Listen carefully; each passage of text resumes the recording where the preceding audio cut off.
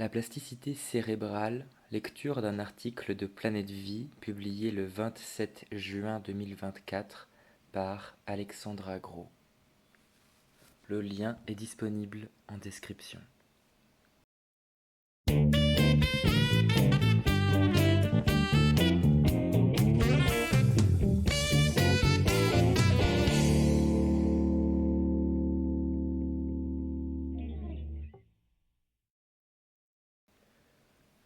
La plasticité cérébrale correspond à la faculté du cerveau à pouvoir se remodeler tout au long de la vie à différentes échelles, synapses, neurones, réseaux neuronaux.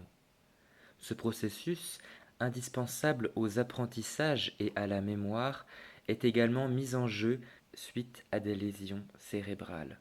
Le cerveau n'est pas un enregistreur passif de nos expériences, mais un système dynamique qui traite des informations et se modifie en conséquence.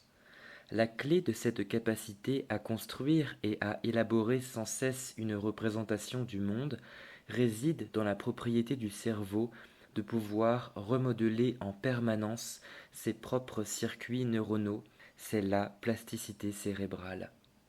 Elle peut être définie comme la capacité du système nerveux à modifier son activité en réponse à des stimuli internes ou externes, en réorganisant sa structure, ses fonctions ou ses connexions. Les recherches menées au cours du siècle dernier ont montré que la plasticité cérébrale est une propriété fondamentale des systèmes nerveux chez de nombreuses espèces, retrouvées aussi bien chez les insectes que chez l'être humain par exemple. Elle se manifeste au niveau du fonctionnement et de la structure des synapses, dans des modifications d'excitabilité des neurones, et peut également être supportée par la genèse de nouveaux neurones. Ce phénomène de plasticité cérébrale est impliqué dans l'apprentissage et la mémoire, le développement et l'homéostasie du cerveau, l'entraînement sensoriel, mais aussi dans la récupération après des lésions cérébrales. Première partie, un peu d'histoire. Au XIXe siècle, le neuroanatomiste espagnol Santiago Ramón y Cajal est le premier à définir le neurone comme l'unité cellulaire et physiologique du système nerveux. Ses travaux ont largement stimulé et influencé les premières théories sur les synapses, la transmission synaptique et la plasticité synaptique. Dès les années 1890, il faisait déjà l'hypothèse que l'apprentissage conduirait à la modification structurale des synapses connectant les neurones entre eux. Au cours du XXe siècle, les modalités de stockage de l'information dans le cerveau stimulent un nombre considérable de travaux axés sur la transmission synaptique. Le Canadien Donald Hebb est un des premiers à formuler une théorie concernant les mécanismes neuronaux pouvant sous-tendre l'apprentissage et la mémoire. Il suggère qu'un groupe de neurones déchargeant simultanément forme alors une assemblée cellulaire dont l'activité pourrait persister après l'événement déclencheur. En d'autres termes, il postule que lors d'un apprentissage, suite à leur activation, certaines synapses excitatrices d'une assemblée cellulaire développeraient une augmentation persistante de leur excitabilité, aboutissant ainsi à une efficacité de transmission accrue au sein de ces assemblées cellulaires, de manière à les stabiliser. De plus, selon Hebb, l'activité neuronale pourrait induire un renforcement des connexions synaptiques préexistantes, mais également la croissance de nouvelles synapses afin d'augmenter l'efficacité de la transmission synaptique au sein du réseau neuronal activé. À la même période, un an avant Hebb, le Polonais Jerzy Konorski postulait également que des changements morphologiques dans les connexions neuronales pouvaient être le substrat de l'apprentissage. Conjointement, l'hypothèse Hebb-Konorski constitue l'un des fondements essentiels de la plupart des modèles neurobiologiques de la mémoire. Mais il faudra attendre l'élaboration de nouveaux outils techniques dans les années 70, 20 ans après l'énoncé de la théorie de Hebb, pour que des preuves expérimentales viennent étayer cette hypothèse, avec la mise en évidence de la potentialisation à long terme dans l'hippocampe par Timothy Bliss et Terje Lomo.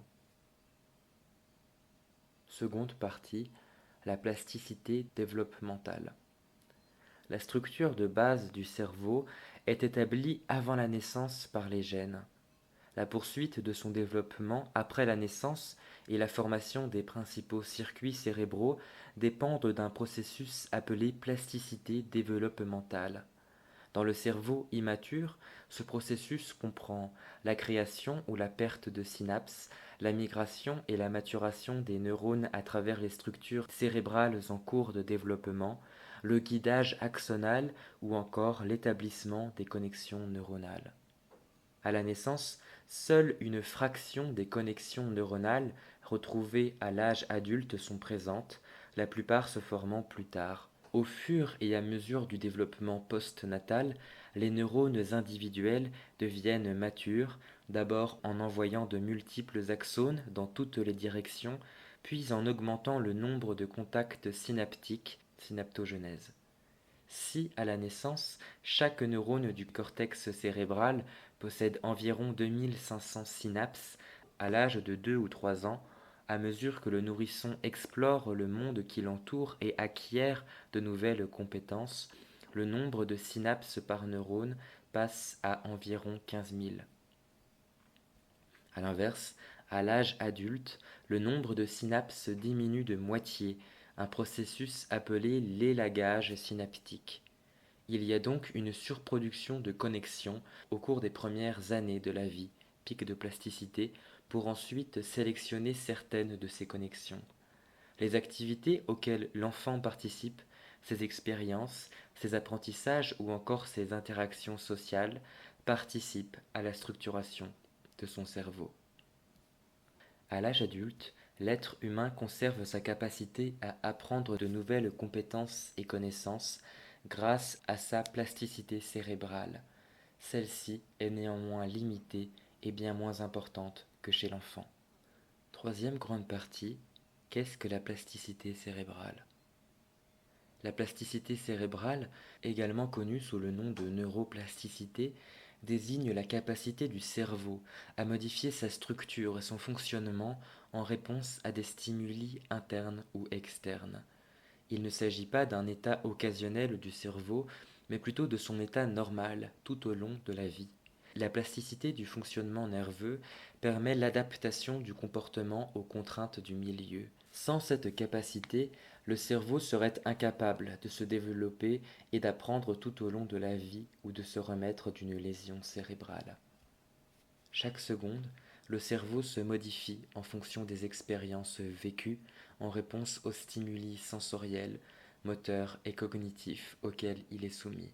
C'est un processus physiologique d'adaptation du système soumis à l'influence de facteurs environnementaux, génétiques et épigénétiques.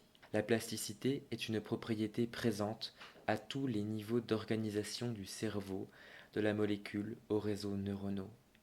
Il existe plusieurs mécanismes de plasticité cérébrale que l'on peut regrouper en trois catégories. 1. La plasticité synaptique. 2. La modification des réseaux neuronaux. 3. La genèse de nouveaux neurones chez l'adulte. 3.1. La plasticité synaptique. Une propriété fondamentale des neurones est leur capacité à modifier la force et l'efficacité de la transmission synaptique par le biais d'un nombre varié de mécanismes dépendant de l'activité même des synapses, ce que l'on appelle généralement la plasticité synaptique. Les modèles de la plasticité décrivent soit une facilitation, soit une diminution de l'efficacité synaptique. Les mécanismes de plasticité synaptique à long terme, reste le modèle expérimental le plus communément accepté pour expliquer le maintien durable de traces mnésiques dans différentes structures cérébrales. La plasticité synaptique repose principalement sur le principe de Hebb présenté précédemment qui fait l'hypothèse que des neurones qui s'activent ensemble se connectent alors ensemble. Un neurone reçoit des milliers d'informations provenant d'autant de neurones qui le contactent via des connexions appelées synapses. Le neurone qui transmet l'information est appelé neurone présynaptique et le neurone qui reçoit l'information est appelé neurone postsynaptique. Lorsque le neurone présynaptique est actif et qu'au même moment le neurone postsynaptique est lui-même fortement activé, alors la synapse formée est renforcée. En d'autres termes, les neurones qui présentent une synchronisation dans leur décharge voient leur connexion se renforcer. L'activation du neurone postsynaptique par les neurones présynaptiques sera ainsi facilitée. Depuis sa formulation, le principe de Hebb a été étendu. La force d'une synapse peut également diminuer lorsque le neurone présynaptique est actif et qu'au même moment le neurone postsynaptique n'est que faiblement activé, alors la synapse formée va s'affaiblir. En d'autres termes, les neurones qui ne présentent pas de synchronisation dans leur décharge voient leur relation s'affaiblir. La plasticité synaptique est donc liée à une corrélation des activités pré- et post-synaptiques. Cette théorie ne suppose pas la création de synapses, mais des variations de leur force. Si le réseau neuronal est plus ou moins fixe, mais que la force des synapses est variable, cela permet une plasticité très rapide des structures cérébrales. 3.1.1 La plasticité synaptique a historiquement été mise en évidence dans l'hippocampe. Les phénomènes de plasticité synaptique ont historiquement pu être mis en évidence suite à des expériences réalisées sur des hippocampes de petits mammifères, lapins, rats. L'hippocampe présente l'avantage d'être structuré en différentes zones facilement distinguables, dont le gyrus denté et les champs ammoniens 1 et 3 notés CA1 et CA3. La voie perforante est formée par les axones en provenance du cortex entorhinal et établit des synapses sur les cellules granulaires du gyrus denté. Ces cellules granulaires projettent via leurs axones, qui forment les fibres moussues, sur les cellules pyramidales de la zone CA3. Les axones de ces cellules constituent les collatérales de Schaeffer, qui forment des synapses avec les neurones pyramidaux de la zone CA1. 3.1.2 La facilitation de l'efficacité synaptique ou potentialisation à long terme.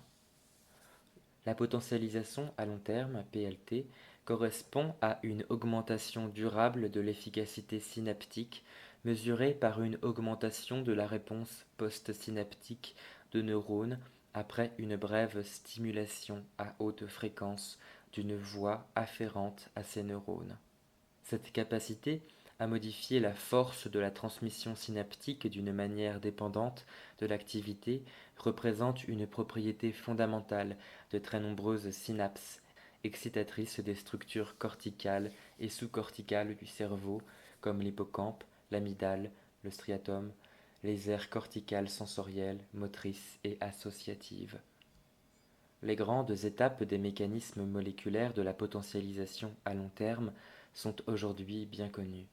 Elles possèdent une phase à court terme qui peut être consolidée à long terme selon le nombre de répétitions et l'espacement entre les stimulations. Plusieurs types de récepteurs postsynaptiques interviennent dans la plasticité synaptique. Les récepteurs NMDA et AMPA. Ce sont des récepteurs postsynaptiques inotropes, activés par le glutamate et perméables au sodium, au potassium et au calcium. Les récepteurs AMPA s'activent et s'inactivent de façon très rapide, moins d'une milliseconde, après la libération de glutamate par un potentiel d'action au niveau présynaptique. Cette capacité leur permet ainsi de suivre des trains de potentiel d'action très rapides, fréquence supérieure à 100 Hz, donnant lieu à des libérations de glutamate séparées par des temps de l'ordre de 10 millisecondes. Les récepteurs AMPA permettent donc d'effectuer un codage rapide de l'information. A l'inverse, les récepteurs NMDA présentent une cinétique bien plus lente, liée au temps de liaison élevé du glutamate sur les récepteurs NMDA et à la présence d'un blocage du canal par un ion magnésium de plus. Lorsque le glutamate se fixe sur ce récepteur et que la membrane plasmique est à son potentiel de repos, le canal calcique est bloqué par magnésium de plus. La membrane doit être dépolarisée pour que ce blocage soit levé. C'est ce qui se produit lors d'une stimulation à haute fréquence et qui induit une potentialisation à long terme. En effet, cette stimulation haute fréquence entraîne l'activation de nombreux récepteurs AMPA, donc la dépolarisation de la membrane et l'activation des récepteurs NMDA qui permettent l'entrée massive de calcium dans la cellule. Une fois entré dans la cellule par les récepteurs NMDA, le calcium active de nombreuses voies de signalisation neuronale impliquant à la fois des kinases et des phosphatases. Ceci entraîne la phosphorylation des récepteurs AMPA, augmente leur conductance et favorise également l'insertion d'un nombre accru de nouveaux récepteurs AMPA à la membrane postsynaptique, rendant la synapse plus sensible à toute activation ultérieure. De plus, ces voies de signalisation permettent de convenir des synapses dites silencieuses en synapses actives grâce à la mobilisation de mécanismes de transport et d'ancrage des récepteurs AMPA au niveau des synapses. À l'issue de cette première étape, les modifications synaptiques peuvent être stabilisées sur le long terme par l'expression de gènes activés par la voie des MAP kinases.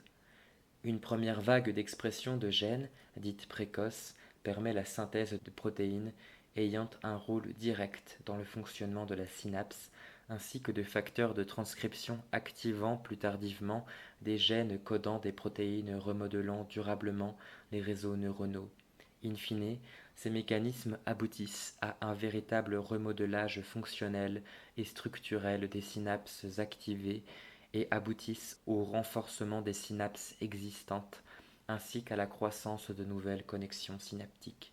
3.1.3 La diminution de l'efficacité synaptique ou dépression à long terme. Si de très nombreuses études montrent que les mécanismes de renforcement synaptique de type potentialisation à long terme jouent un rôle crucial dans la consolidation mnésique, des mécanismes inverses de dépression à long terme, DLT, sont également impliqués et très différents.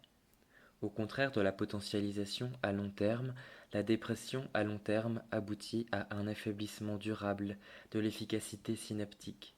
Elle a été mise en évidence dans le cervelet, mais s'observe également dans diverses structures, dont l'hippocampe. L'induction de la dépression à long terme est également permise par l'activation des récepteurs NMDA, mais contrairement à la potentialisation à long terme, l'entrée d'ion calcium est lente et prolongée.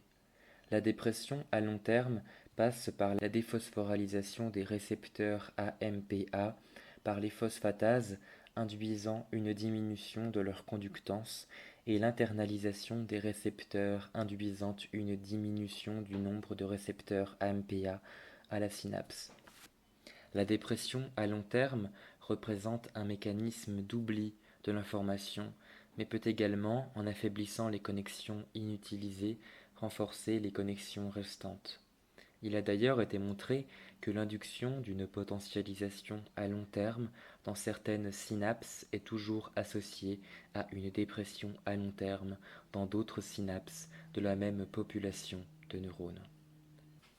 Expérimentalement, une même synapse peut subir soit une potentialisation, soit une dépression à long terme, en fonction des paramètres de la stimulation. Au laboratoire, c'est la fréquence de stimulation de la voie afférente qui détermine le sens de la modification d'efficacité synaptique. Une haute fréquence de stimulation induit une potentialisation à long terme, alors qu'une basse fréquence de stimulation induit une dépression à long terme. En conditions physiologiques, les neurones font partie d'un réseau et sont donc soumis à de multiples stimulations, à la fois excitatrices et inhibitrices. 3.1.4 La plasticité synaptique à modulation temporelle relative. Spike Timing Dependent Plasticity. Ces dernières années, un nouveau concept de forme de plasticité synaptique est apparu qui met l'accent sur le délai entre l'activation du neurone présynaptique et celle du neurone postsynaptique plutôt que sur la fréquence de décharge du neurone présynaptique. C'est la plasticité synaptique à modulation temporelle relative, spike timing dependent plasticity.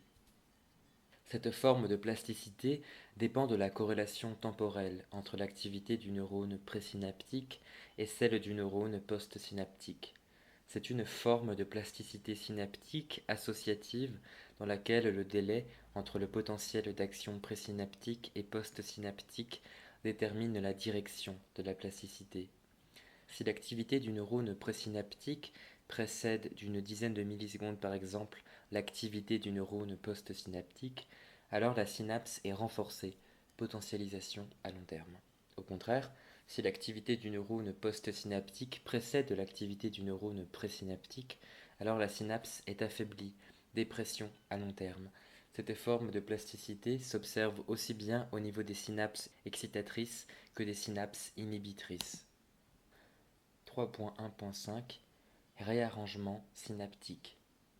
Chaque neurone peut évaluer son niveau d'activité et ajuster le poids de ses différentes synapses afin de maintenir un niveau constant d'activité et compenser ainsi les modifications de transmission de type potentialisation ou dépression à long terme ayant affecté certaines de ces synapses.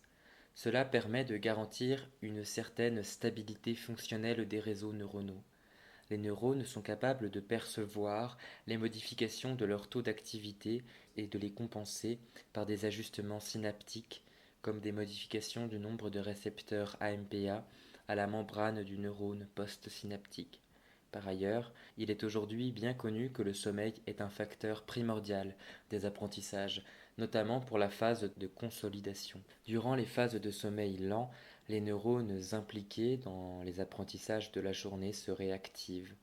Au cours de cette période de réactivation, un tri est fait entre les informations à retenir et celles à oublier.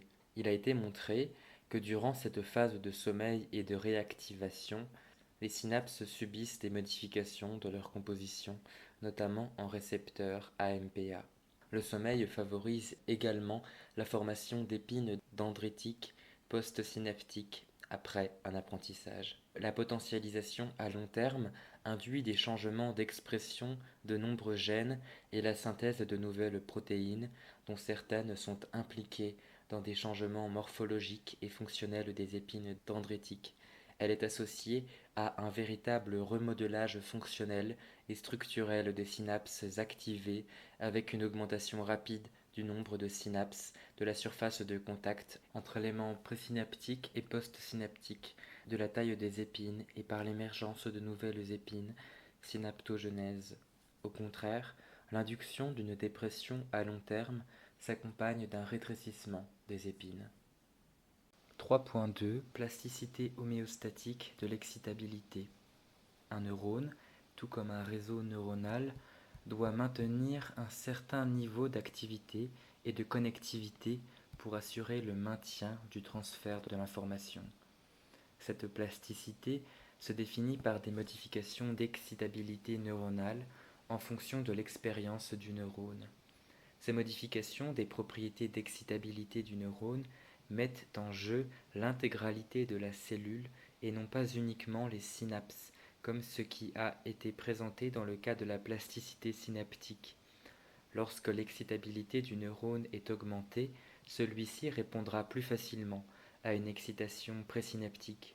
Inversement, lorsque l'excitabilité du neurone diminue, celui-ci sera moins sensible aux excitations présynaptiques. Ceci se traduit par une modification de la fréquence de décharge des neurones en réponse à une stimulation.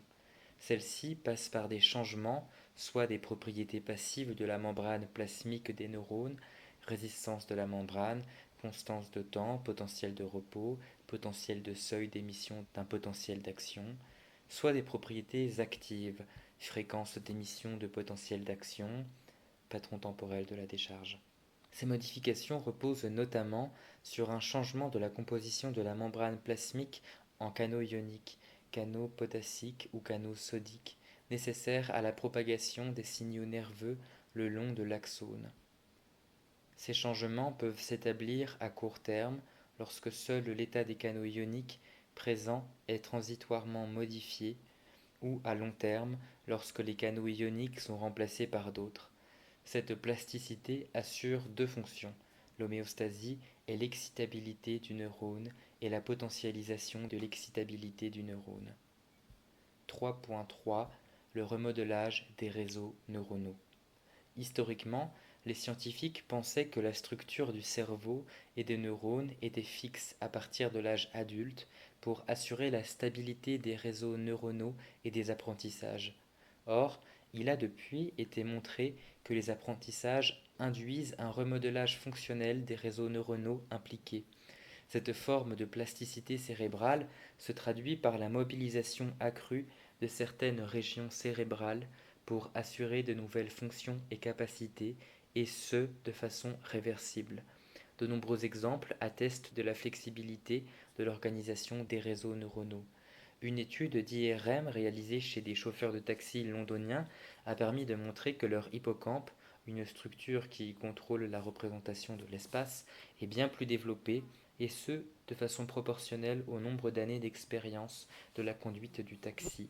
Chez des mathématiciens professionnels, il a été observé un épaississement des régions impliquées dans le calcul et la représentation visuelle et spatiale. La pratique de la méditation induit des modifications structurelles et fonctionnelles dans les régions cérébrales impliquées dans l'attention, l'anxiété ou la peur. La pratique intentionnelle d'un sport s'accompagne de modifications structurelles et fonctionnelles des réseaux neuronaux. Par exemple, la pratique du jonglage chez les adultes entraîne un épaississement des régions spécialisées dans la vision et la coordination des mouvements des bras et des mains. Si l'entraînement cesse, ces zones rétrécissent. L'apprentissage d'une nouvelle langue chez de jeunes adultes provoque une augmentation de l'intensité de la matière grise dans les structures impliquées dans le langage, et ce de façon corrélée avec les capacités de compréhension de cette nouvelle langue. L'engagement artistique, par exemple, lors de l'apprentissage d'un instrument de musique, entraîne des modifications de connexions neuronales et augmente la flexibilité cognitive, ce qui rend l'activité plus facile et plus automatique au fil du temps. La pratique du violon accroît considérablement la dextérité d'une seule main. La représentation corticale des doigts de cette main est considérablement augmentée. La représentation de l'auriculaire devient équivalente à la représentation du pouce. 3.4 La neurogenèse adulte. Alors que l'on pensait la structure du cerveau fixe pendant plus d'un siècle, la mise en évidence d'une production de nouveaux neurones au sein du cerveau adulte a ouvert un tout nouveau champ d'étude de la plasticité cérébrale. L'intégration permanente de nouveaux neurones au sein des réseaux neuronaux permet au système d'être plus plastique et ainsi de s'adapter à des nouveaux environnements. La neurogenèse adulte est la formation de nouveaux neurones au sein du cerveau adulte. Elle désigne les processus qui, à partir de la division des cellules progénitrices neutrales, donnent naissance à des cellules capables de se différencier en neurones qui vont ensuite s'intégrer dans les circuits neuronaux préexistants. C'est un phénomène que l'on retrouve chez de nombreuses espèces animales, y compris chez l'humain. Néanmoins, cette neurogenèse n'est pas présente partout dans le cerveau adulte. Elle est confinée principalement dans deux structures du cerveau appelées niches neurogénétiques. La zone sous-ventriculaire, qui alimente le bulbe olfactif, et le gyrus denté de l'hippocampe. L'architecture et le fonctionnement de ces zones neurogénétiques constituent un micro-environnement favorable pour la prolifération, la différenciation, la migration et l'intégration fonctionnelle des nouveaux neurones au sein des réseaux neuronaux. Ces nouveaux neurones jouent un rôle dans les processus d'apprentissage de la mémoire. 4. La plasticité à cellules gliales. Les modifications liées à la plasticité ont longtemps été considérées comme étant uniquement dépendantes de l'activité des réseaux neuronaux. La compréhension de plus en plus fine des mécanismes gliaux a permis de préciser l'implication directe et indirecte des cellules gliales dans la plasticité cérébrale. Elles se révèlent être des actrices de la modulation des mécanismes de plasticité en modifiant l'environnement neuronal via la recapture des neurotransmetteurs et la libération de nombreux facteurs. Les astrocytes sont des acteurs primordiaux dans les processus de régulation de la transmission synaptique. Grâce à leur fin prolongement, ils interagissent étroitement à la fois avec les éléments pré- et post-synaptiques et constituent des partenaires à part entière de certaines synapses appelées synapses tripartites.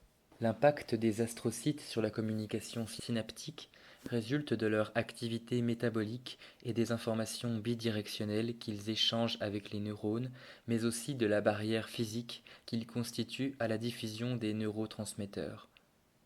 Ils sont d'importants régulateurs de la densité des connexions synaptiques.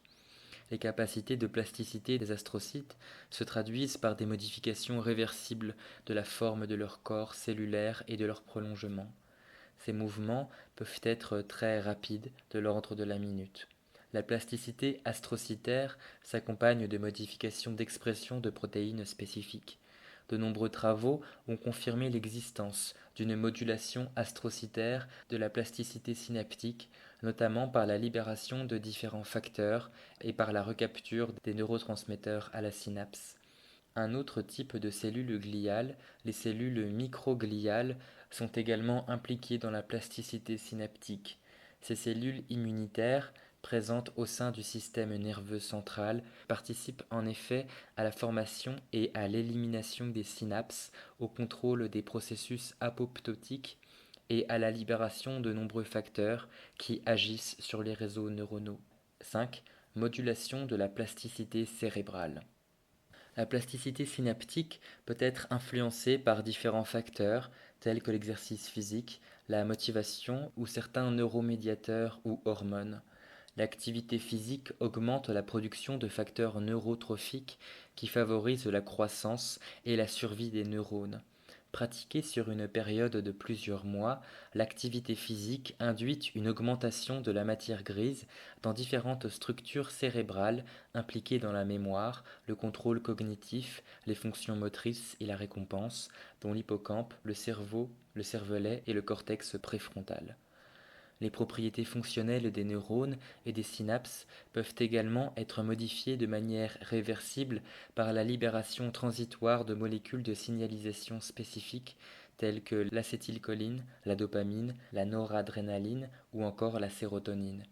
Cette neuromodulation par des neuromédiateurs et hormones crée les conditions nécessaires à l'induction de la plasticité synaptique pour répondre de façon flexible à la demande cognitive.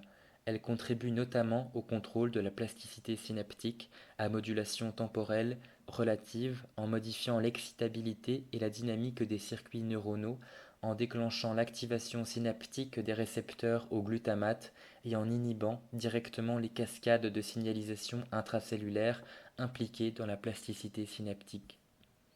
6. Vieillissement et plasticité cérébrale. Le vieillissement cérébral est un processus normal.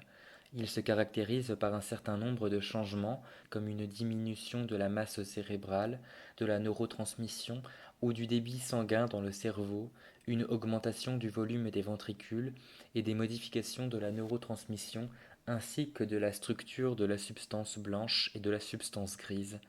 Bien que la plasticité cérébrale se maintienne tout au long de la vie, toutes ces modifications liées au vieillissement conduisent à des modifications de l'efficacité synaptique.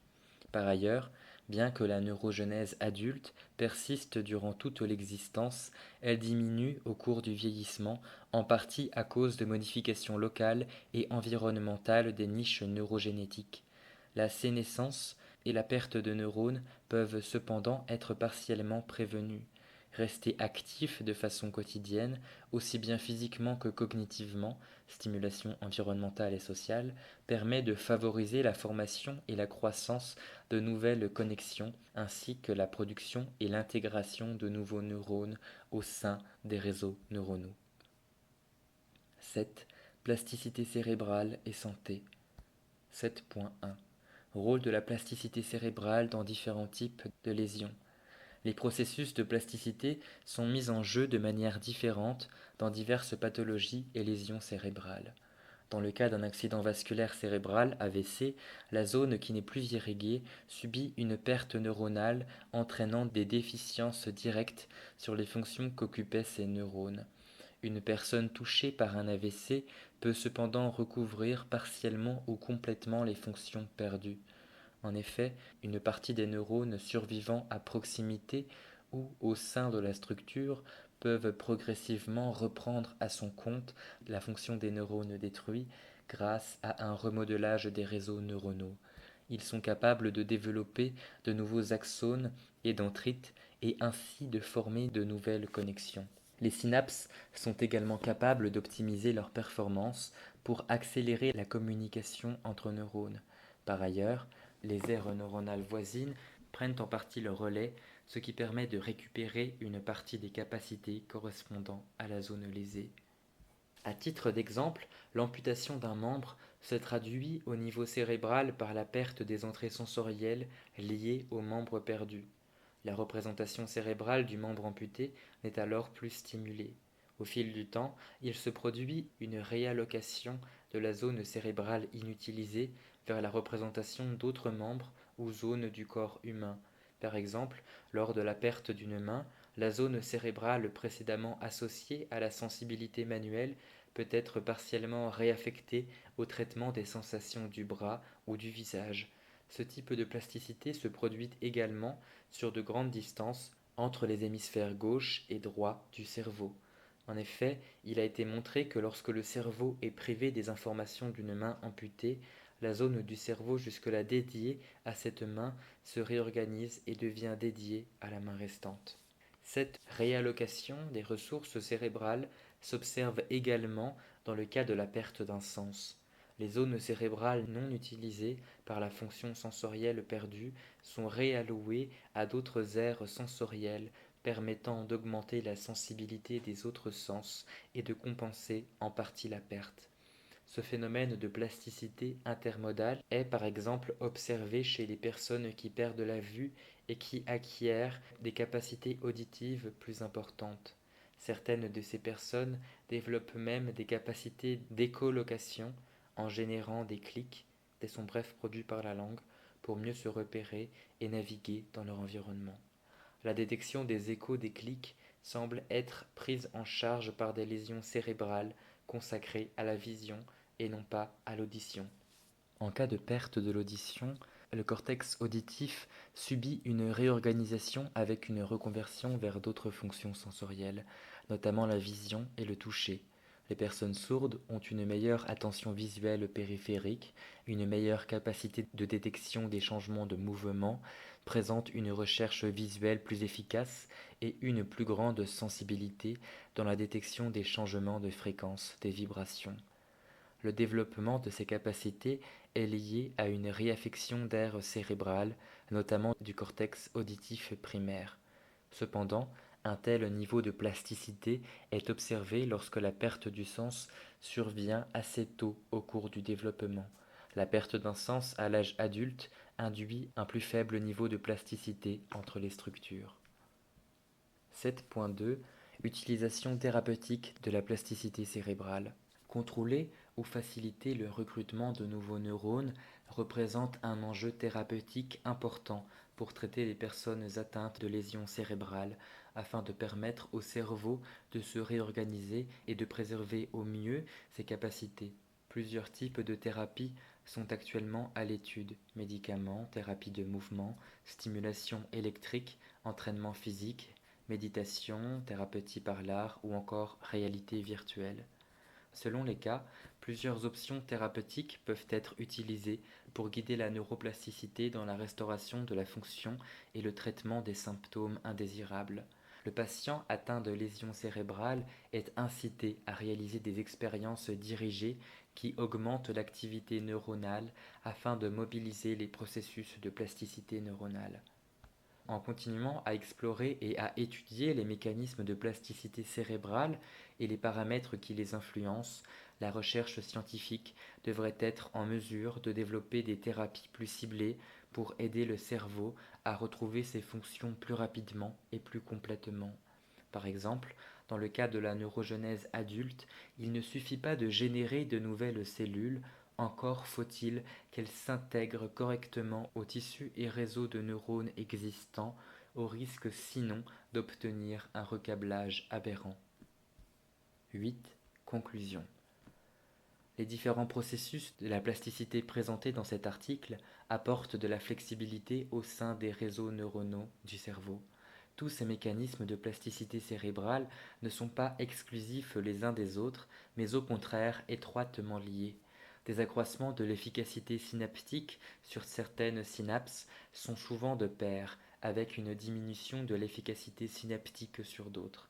Par ailleurs, accroissement et diminution de l'efficacité synaptique s'accompagnent de nombreuses modifications morphologiques et structurales des neurones et réseaux neuronaux activés impliquant la croissance de nouvelles connexions synaptiques ou leur élimination fonctionnelle.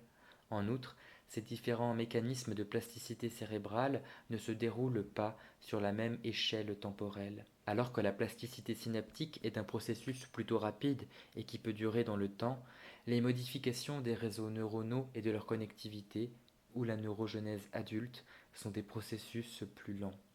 La mise en œuvre de la plasticité synaptique dépend de nombreux paramètres incluant l'âge, la génétique et un certain nombre de paramètres physiologiques et environnementaux, une combinaison complexe afin de permettre à notre cerveau d'apprendre tout au long de la vie.